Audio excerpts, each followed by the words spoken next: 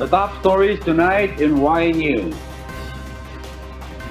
Bulacan mayors expressed satisfaction with how NLX will resolve the problems with the RFID system, with officials saying proving it's another thing.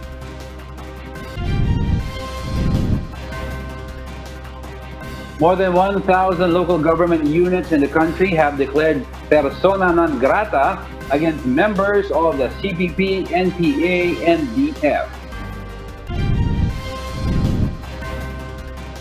The Department of Justice ruled out foul play in the death of National Bureau of Investigation Counter-Terrorism Division Chief Raul Manguera. Two potential COVID-19 vaccines to undergo final evaluation from the Food and Drug Administration to start clinical trials in the Philippines. Australia halts local COVID-19 vaccine development due to false HIV positives. And a South Korean student turns used face masks to eco-friendly tools. Good evening, Philippines and the world. Today is Friday, December 11, 2020. Join us in the next hour as we deliver today's top stories around the country and in other parts of the world. I am Angelo Castro III. We are also seen in 1,935 satellite monitoring centers nationwide and via live streaming worldwide through the UNTV News and Rescue social media accounts and our website, untvweb.com. I am William Theo. First in the news, the League of Bulacan Mayors was satisfied with the NLX Corporation's action plan to resolve the problems hounding the radio frequency identification or RFID system. However, the officials still threatened to suspend the tollway's business permit for a reason. Joe Anano tells us why. Following the issuance of their manifesto, the League of Bulacan Mayors met today the officials from NLX Corporation to discuss their action plan on how to resolve the various issues over RFID system. Among the interventions that was tackled were the transfer of RFID installation and reloading sites, as well as the use of handheld scanners in order to read the stickers faster. The tollway operator also said that they are currently in the process of auditing their system in order to identify the problem and improve the entire system. The possible opening of some cash lanes were also discussed. However, this needs to be approved by the Department of Transportation as well as the Toll Regulatory Board. Giginto Mayor Ambrosio Boy Cruz, who is also the head of League of Municipalities in Bulacan, said that they are satisfied with NLX Action Plan. However, they still threaten to suspend the company's business permit if they fail to execute the plan and the problems will not be resolved. Sabi ko sa kanila, babantayan namin yan. Kasi baka mamaya temporary lang yan. In case magkaroon ng problema, babalik kami sa inyo. And apparently, sabi ko nga, ang ayokong mangyari dito, yung ginawa ni Mayor Rex Gatchalian. But then again, kung talagang hindi mabibigyan to ng solusyon, wala kami magagawa. But to cancel also your permit to operate. Meanwhile, Mayor Rex Gatchalian will push through his meeting with NLX officials on Monday to tackle their interventions on how to resolve RFID woes. In his Facebook post last night, the local chief executive showed a copy of NLX Action Plan and said he wants to meet them in a meeting to discuss further details of their recommendations. Mayor Gatchalian decided to push through with the meeting as NLX seemingly withdraw their plan of filing for a temporary restraining order against Valenzuela local government. In their previous statement, TRB reiterates that they will be strictly implementing the 100% cashless transaction in all expressways, giving motorists with a transition period until January 11, 2021 in order to comply and adopt with the new traffic policy. Joanano, UNTV News and Rescue. We serve the people, we give glory to God. Local government units in the country are declaring persona non grata against members of the Communist Party of the Philippines, New People's Army, National Democratic Front, or CPP-NPA and DF. Rosalie Cos will tell us why. 90% of the local government units throughout the country does not welcome the Communist Party of the Philippines, New People's Army, National Democratic Front, or CPP-NPA-NDF. DILG Secretary Eduardo Año reported that out of the 1,715 LGUs nationwide, 1,546 have already passed resolutions declaring the communist terrorist groups as persona non grata in their respective areas. The other 169 LGUs are in various stages of deliberation in their provincial, city, and municipal councils. A person or a group can be declared persona non grata if he or she had been disrespectful with the laws of the government. Interior Secretary Año in his statement said the very old problem of the country with the communist terrorist groups must finally come to an end using the whole-of-nation approach. The DILG chief also commended the LGUs for showing their opposition to the communist groups.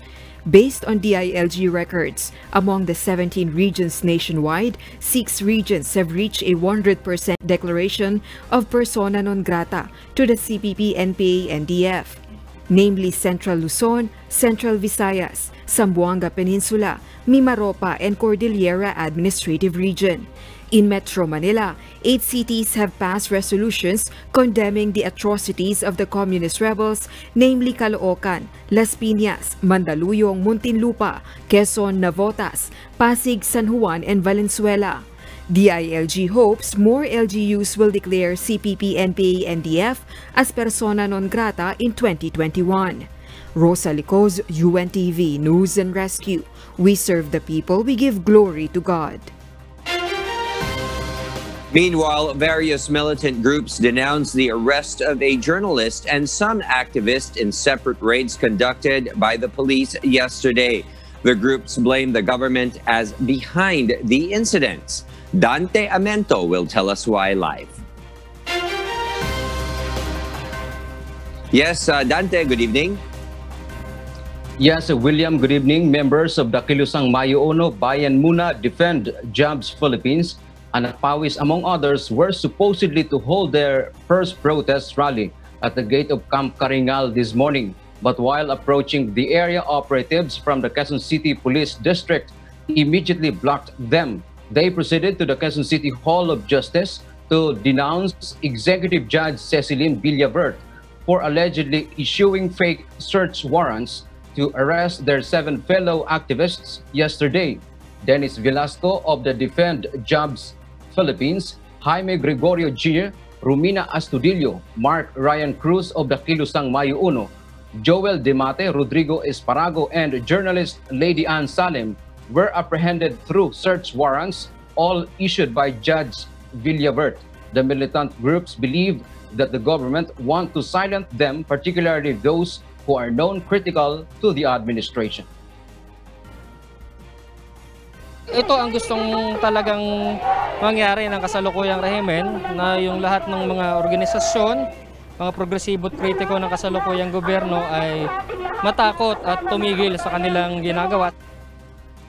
They added the evidences were planted as part of the political persecution by the government using the armed forces of the Philippines and the Philippine National Police. But the police organization, on the other hand, denied the allegations.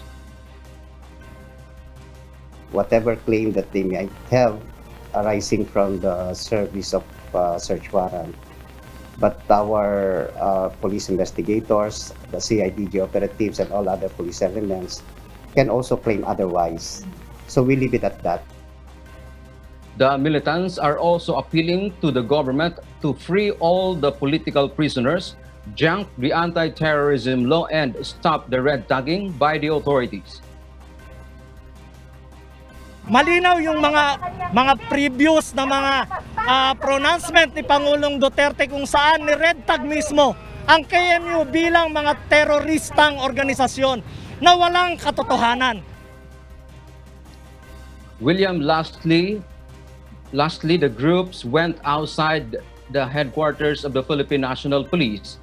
The militant groups vowed to continue their rallies in the coming days. And that's the latest live. Back to you, William. Thank you, Dante Amento, reporting live. The Armed Forces of the Philippines, or AFP, called for public vigilance against possible attacks by the Communist Party of the Philippines. Lea Ilagan will tell us why. After declaring a no ceasefire, the military will keep a tight watch on the Communist Party of the Philippines New People's Army, or as it celebrates its founding anniversary on December 26. DND Secretary Delphine Lorenzana says the NPA usually launch their attack as a show of force. Ang mga ginagawa nila ay gumagawa sila ng mga karahasan para siguro ipakita sa lahat ng tao na sila ay nandiyan pa, hindi pa sila nawawala. Secretary Lorenzana also said that they support President Rodrigo Duterte's allegation on some individuals and group tagged as communist. So tama si Presidente, ang sinusuportahan namin yung kanyang allegation na ito talaga sila ay mga komunista.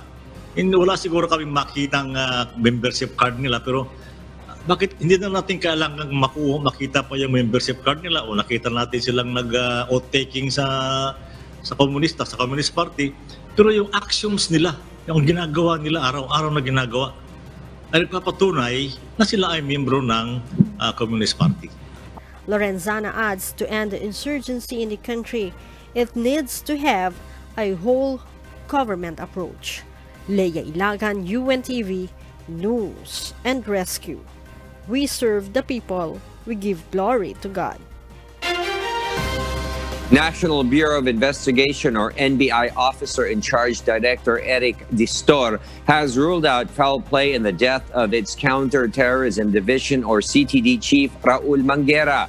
Justice Secretary Menardo Guevara gave no more details but assured that the NBI will soon be sending to him the report on the investigation conducted over Manguera's death. Meanwhile, Guevara also expressed his deepest sympathies to the family of Attorney Manguera. Manguera, 49, died after having sustained a gunshot wound in the abdomen inside his office at 11:39 p.m. Monday, December 7. For those watching us on YouTube, please click the subscribe button you see on the right side of your screens and ring the bell for notifications. You may also follow us on Facebook. Senator Panfilo Lacson said he is planning to write to the palace to offer his help in pointing out questionable items in the 2021 national budget for potential veto of President Duterte. These include the alleged double and overlapping appropriations in some infrastructure projects under the Department of Public Works and Highways, or DPWH, budget, along with at least 793 line items for multi-purpose buildings with 1 million peso allocation each. I do hope that the President, with the advice of the concerned agencies and departments, particularly BBM and DPWH, sana ibito niya rin yung excessive na mga augmentation na ginawa ng mga lawmakers. Lacson is the only senator who voted against the bicameral report on the 2021 national budget due to the increase in the DPWH budget despite its low utilization rate. The agency's budget increased by 28 billion pesos from the proposed 666 billion pesos in the National Expenditure Program to 694 billion pesos in the BICAM report. Lacson claims some congressmen mangled the 2021 budget, with 83.8 billion pesos migrated to new districts and projects, while line items worth 55 billion pesos disappeared. The senator believes the increase from the DPWH budget was reduced from other agencies, including the 8 billion pesos from the Armed Forces of the Philippines Modernization Program. We cannot yet determine kung saan nanggaling yon, yung 28 billion. But obviously, kinaltas nila yon sa iba't ibang ahensya. So yun nangyari, yung 55 billion pesos naman, ito yung either ni-remove nila completely yung item, yung PAPs, or binawasan nila yung budget ng ilang mga proyekto under DPWH. Lacson added that the national budget is not responsive to the needs of the country, citing the slashed budget for the national broadband program, which is essential as the country relies on internet connection with the new normal. The senator also believes the huge realignments to some districts is a preparation for the 2022 elections. So we can just speculate na preparation ito because ang nag-realign ng ganitong kalalaki mga congressmen, and ito pa yung issue, no, because there's a change of leadership, and that would explain, and this will be proven later by the deductions and the additions na ginawa do sa budget ng DPWH sa mga districts. It's not a good line of thought na pabayaan na lang natin sa iilan yung pagmamanggel, pagjajagel, at saka paglalaro sa budget. Mali naman yata yun. The House leadership has yet to comment on the fresh allegations of Lacson, but House Appropriations Committee Chair Eric Yap earlier said they have realigned some funds from the unimplementable projects that Lacson earlier questioned to areas that were severely hit by the series of typhoons for rehabilitation. The senator also believes that the palace has nothing to do with the juggling of the budget. The palace earlier said that it will scrutinize the budget to know if President Duterte would need to vote some items and to veto some items and provisions.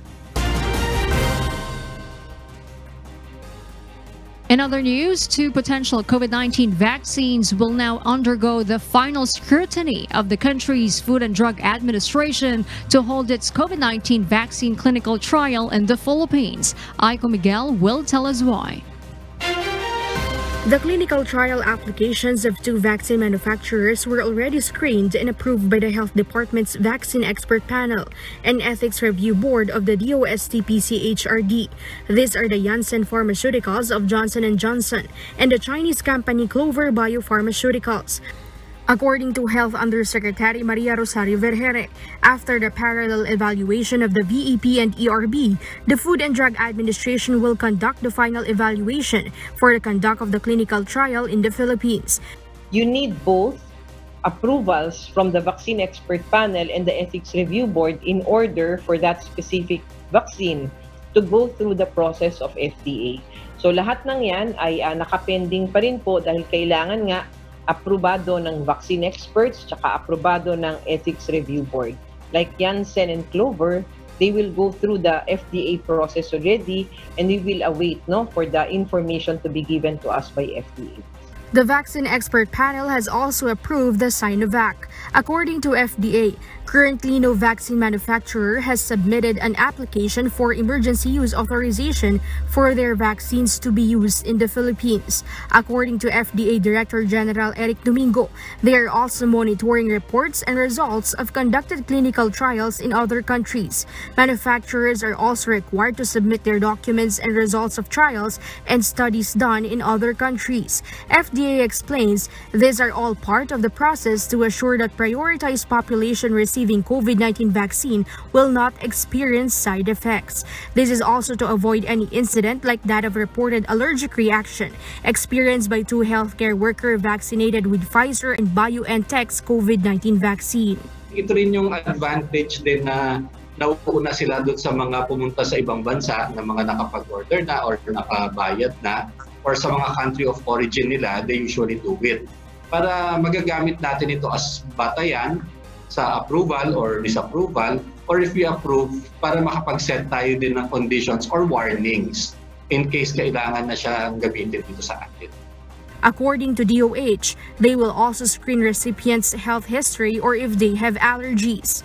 That's why if you would notice, if you are going to be given a medicine or a vaccine, doctors would always ask you, if you are allergic to something like food or you have taken drugs before na naging allergic kayo. Kasi nga, it is a common side effect of any technology that is being given to your body. So the critical thing would be, meron tayong tinatawag na inclusion and exclusion criteria sa bawat bakuna na ibinibigay sa atin. While waiting for the approval of COVID-19 vaccines, the DOH is already identifying sites for possible cold storage of COVID-19 vaccines once there will be available in the country. The FDA is confident that by January 2021, it is possible that COVID-19 vaccines will be rolled out in the country once vaccine manufacturers apply for EUA before 2020 ends. Aiko Miguel, UNTV News and Rescue. We serve the people, we give glory to God. Meanwhile, United Kingdom-based pharmaceutical company AstraZeneca will no longer push through with clinical trials for its COVID-19 candidate vaccine in the Philippines. Food and Drug Administration Director General Rolando Enrique Domingo said that AstraZeneca has already withdrawn its application. Domingo, however, clarified that even without holding Philippine trials, AstraZeneca can still supply the country with coronavirus vaccines once these are approved for use. AstraZeneca has applied to hold Phase 3 clinical trials in the country. It already passed the evaluation of the Philippine Single Joint Review Ethics Board, one of 3 stages of evaluation before a clinical trial can commence. The number of COVID-19 cases in the Philippines increased to 447,039 after 1,504 new infections were confirmed by Health Department today. The DOH reported 8 new deaths, bringing the country's COVID-19 death toll to 8,709. 273 recovered, bringing the tally of recoveries nationwide to 409,329. Davao City had the most number of new cases with 122, Rizal with 85, Quezon City with 80, City of Santiago with 67, and Bulacan with 64. The DOH has urged local government units to strictly enforce the minimum public health standards, as some families may tend to visit different attractions during the holiday season. The Bangko Sentral ng Pilipinas and the Philippine National Police warns the public against aggressive and unorthodox scams designed by criminals this holiday season. Asher Kadapan Jr. explains why. The Bangko Sentral ng Pilipinas identifies 10 most common types of fraud and scam incidents occurring in the country. These include text scams, phishing, spoofing, identity theft, Nigerian scams, pyramiding scheme, spurious investments, credit card and ATM skimming, budol-budol scam, and dugo-dugo gang. The BSP notices these cases increase towards the holiday seasons. Napapansin talaga namin tuwing November or December, medyo tumataas na yung mga incidents, phishing or scams. Because na-mention mo na gaya ng mga Christmas bonuses, 13th Monday. According to the BSP, be suspicious when you're being told that you won a lottery or raffle that you did not join, you have been selected to receive a special offer, incentive, or free gift, but you are told to pay for the shipping fee and to act on it immediately, or someone asks you of your personal information, especially bank account, credit card numbers, PIN, and password. The BSP advises the public to be very cautious and take time in deciding whether you will buy or sign anything right away. Immediately i-report mo doon sa financial institution kung saan ka nagme-maintain ng account. So kasi diba, they are in the best position para i-hold or i-block muna yung account, tapos magko-conduct sila ng investigation. The Philippine National Police also encourages everyone to be careful in providing information, especially to people identifying themselves as someone else.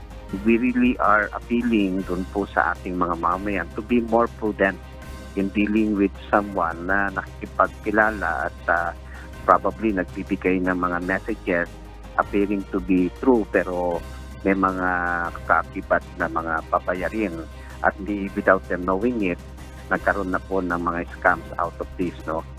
Victims of such crimes may also contact the PNP, particularly the Anti-Cybercrime Group, for corresponding action and investigation of the incident. Asher Kadapan Jr., UNTV News and Rescue. We serve the people, we give glory to God. And for those watching us on YouTube, please click the subscribe button you see on the right side of your screen and ring the bell for notification. You may also follow us on Facebook. And for the news abroad, here's Maria Latosa reporting live from Perth, Australia. Good evening, William. A United States government advisory panel has endorsed the Pfizer-BioNTech COVID-19 vaccine, a critical step towards the vaccine's final approval for eventual distribution across the country. Joey Liam reports why. The Vaccines and Related Biological Products Advisory Committee, an advisory committee outside the Food and Drug Administration, has voted overwhelmingly to recommend the emergency use approval of the first vaccine for coronavirus disease in the United States, which is the Pfizer-BioNTech coronavirus vaccine.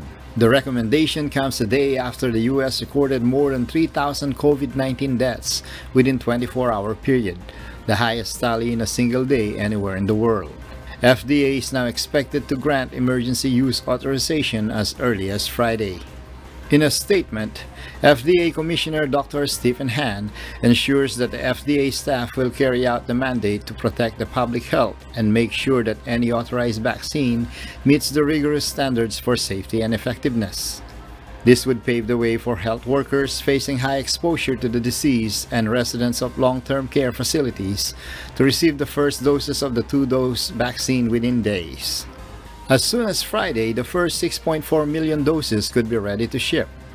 The Pfizer vaccine has already been approved to be used by the public in the United Kingdom, Canada, Bahrain, and Saudi Arabia.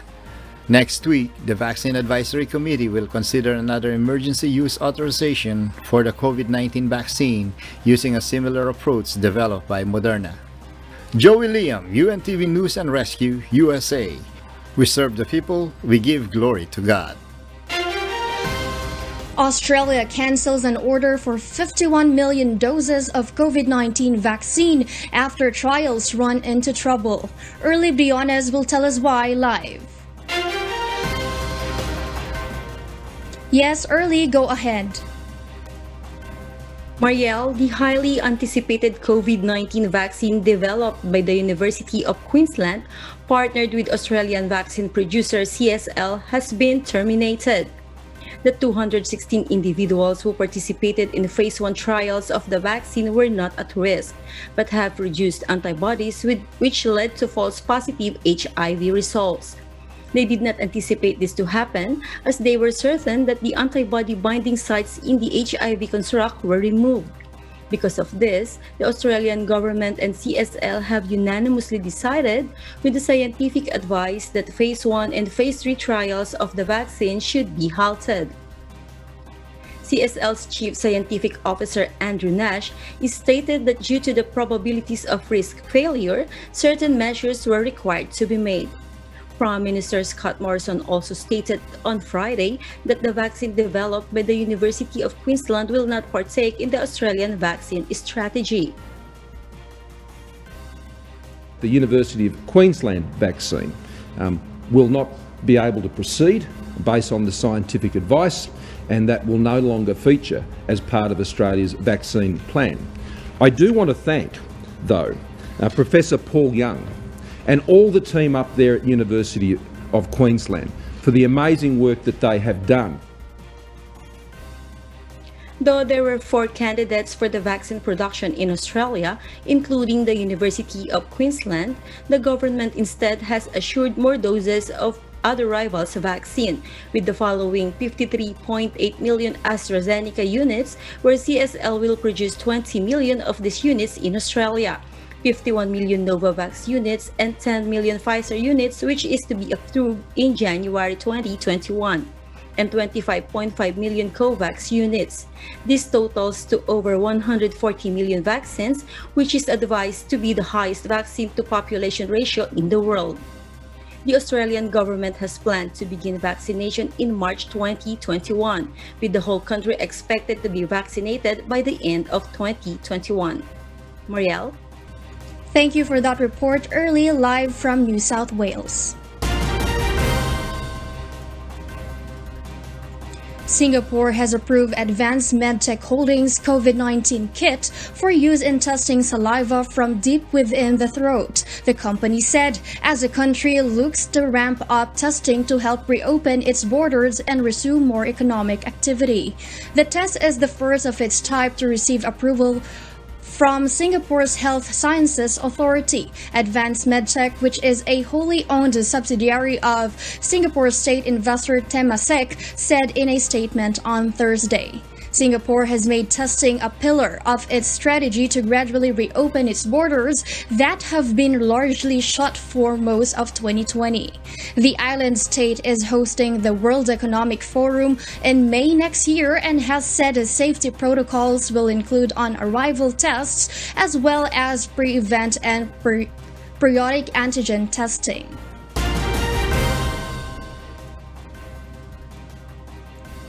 A South Korean student turns face masks into eco-friendly stools to promote recycling during the COVID-19 crisis. Marvi Delfin will give us the details live. Yes, Marvi, good evening.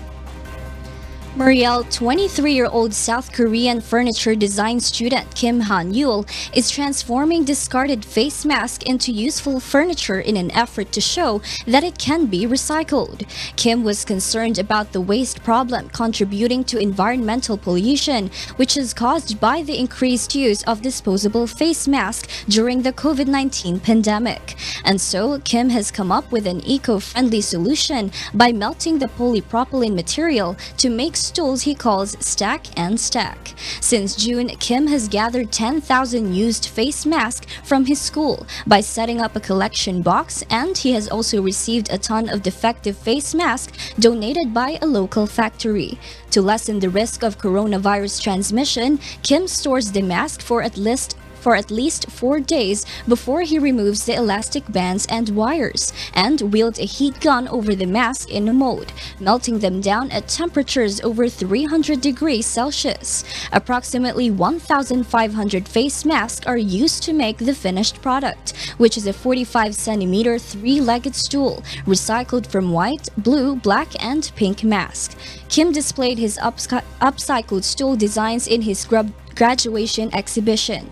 Looking forward, Kim hopes to make other furniture pieces from the recycled mask, such as a chair, table, or some lights. He is also calling on the government and private companies to help raise public awareness and set up separate boxes for collection of face masks to be recycled.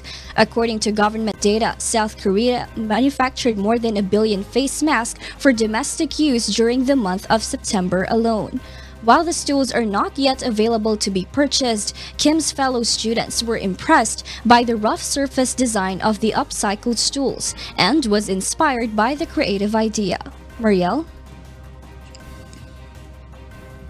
All right, thank you for that report. Marvi Delfin, live from Perth, Australia. And those are the reasons behind the news here in Australia and in other parts of the globe. For those watching us on YouTube, please click the subscribe button you see on the right side of your screen and ring the bell for notification. You may also follow us on Facebook. Back to you, William. Thank you, Mariela Toza, live from Perth, Australia.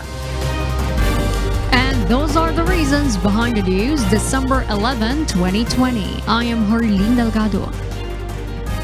Reasons we deliver to you as they unfold. I'm Angelo Castro III. Because we need to know, we will always ask why. I am William Theo. We serve the people. We give glory to God.